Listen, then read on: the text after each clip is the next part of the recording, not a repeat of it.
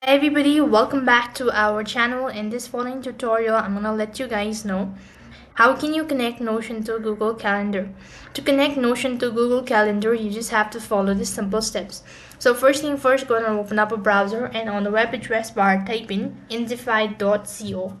When you type in that, it's gonna take you to the official page. Make sure to log in with your Google account. Next thing you want to do is scroll down a bit and you could see this option as add new widget. Go ahead and press that. As soon as you click on it here as well, you need to scroll down a bit and you could find multiple variety.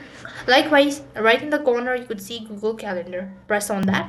As you do that, you'll be able to see the title, so which you could edit it later as well. Go ahead and add it and click the continue button.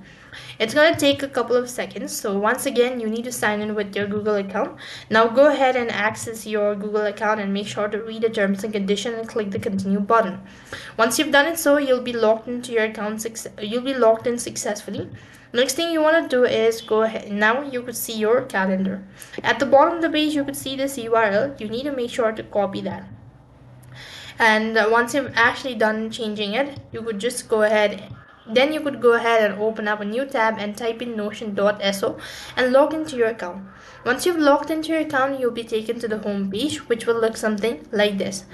You could see in the left hand side bar untitled option. Go ahead and press that. As soon as you do that, here you go ahead and type in the title that you want to give it, and then underneath you could go ahead and paste the link that you've recently copied and click on create embedded.